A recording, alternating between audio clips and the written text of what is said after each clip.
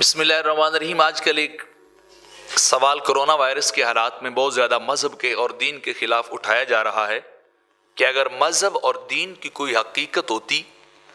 تو پھر وائرس اور کرونا جیسی وبا چلو بازاروں میں پھیلتی، عام مقامات پہ پھیلتی، بری جگہوں پہ پھیلتی تو مساجد میں کبھی بھی نہ جاتی، بلکہ مساجد سے ہٹ کر تو کعبے میں بھی نہ جاتی۔ آج کل کعبہ بھی ویران نظر آتا ہے، وہاں جانے کی اجازت نہیں ہے، مسجد نبوی شریف میں جانے کی اجازت نہیں ہے۔ تو کچھ لادین ملحد قسم کے لوگ، ایتھیسٹ لوگ، دین بیزار اور لبرل لوگ یہ اعتراض بہت زیادہ اٹھا رہے ہیں کہ دین کا سرے سے وجود ہی کوئی نہیں ہے، دین کا سرے سے کوئی حقیقت ہے ہی نہیں، دین جو ایسی جو انسانوں کی رہنما کے لیے آئے بلکہ سائنسی ہے اور انسانی عقل و فکر ہے جو سارا کچھ کرتی جا رہی۔ تو اس کا جواب یہ ہے کہ یہ سوال بڑا جذباتیت اور سطحیت پر مبنی اور یقیناً دین سے بغض اور دین کی 100% مخالفت اور ناسمجھی کے اوپر جو ہے یہ منحصر ہے۔ دین نے، کتاب و سنت نے کبھی یہ دعویٰ نہیں کیا، نہ اللہ نے ایسے کوئی حکم دیا ہے، نہ کبھی حدیث کے اندر ایسا حکم آیا ہے کہ اللہ کے گھر کو نقصان نہیں پہنچایا جا سکتا،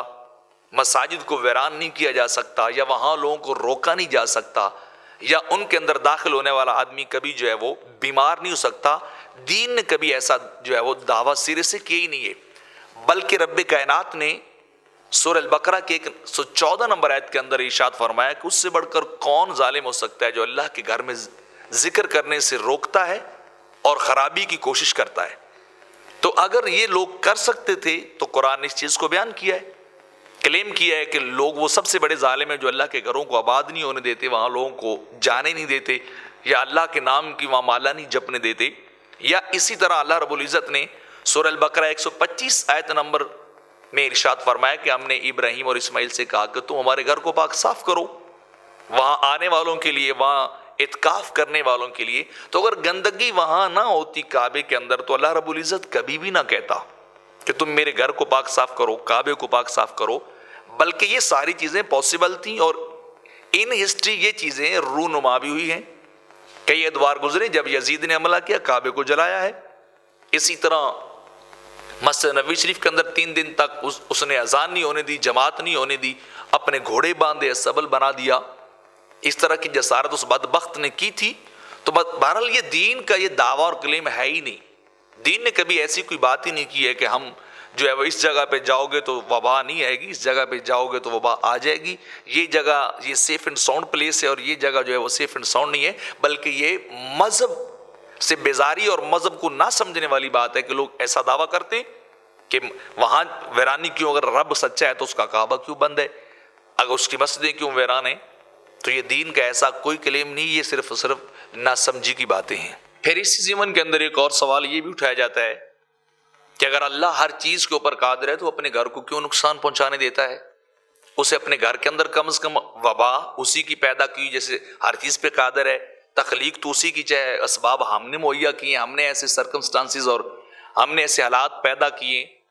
کہ وہ ایک وبا اور وائرس جو ہے پھیل گئی، تو کم از کم اللہ ہر چیز پہ اگر قادر ہے تو اللہ اپنے گھروں میں تو کم از کم وبا کو روک سکتا ہے نا۔ یہ دیندار طبقے کے اوپر یہ دوسرا سوال کیا جاتا ہے۔ پھر مساجد کی کیوں تالے لگائے جا رہے ہیں، کیوں بندشیں اور ریسٹرکشن کھڑی کی جا رہی ہیں، ایس او پیز کے اوپر کیوں زور دیا جا رہا ہے ڈیورنگ ورشپ بھی کہ یہ کیا جائے، سوشل ڈسٹینس کو رکھا جائے، تو اللہ ہر چیز پہ قادر، اس کی قدرت پھر کہاں چلی گئی؟ تو یہ سوال بھی سطحیت قسم کا ہے اور دین کو نہ سمجھنے اور دین کے فلسفے کو نہ سمجھنے کا ہے۔ وجہ یہ ہے کہ اللہ رب العزت نے انسان کو یہاں بھیجا ہے تو اس کو فری ولنس دی ہے، اس کو آزادی دی ہے، اس کو نیکی اور بدی کا اختیار دیا ہے، وہ چاہے جیسے کر لے، نیکی کرے گا تو اچھا اس کو جزا مل جائے گی، اور اگر برائی کرے گا تو اس کو اس کا سزا اور اس کی پنشمنٹ جو ہے وہ ملے گی۔ تو یہ بات اگر اللہ نے پکڑنا ہی تھا پکڑ لیتا، یا اللہ نے فورسلی ہر چیز کو منوانا ہوتا تو پھر تو انسان کی آزمائش اور امتحان کا کانسیپٹ ہی سرے سے ختم ہو جاتا، پھر تو ڈنڈے کے زور پہ، گن پوائنٹ پہ سب کچھ کرایا جاتا۔ تو اللہ رب العزت نے انسان کو آزاد بنایا یہاں اور اسباب کے تابع کر دیا، جیسے اسباب انسان پیدا کرتا جائے گا ویسا رزلٹ اور کنکلوژن جو ہے وہ آؤٹ کم آتی جائے گی۔ ہاں زیادہ سے زیادہ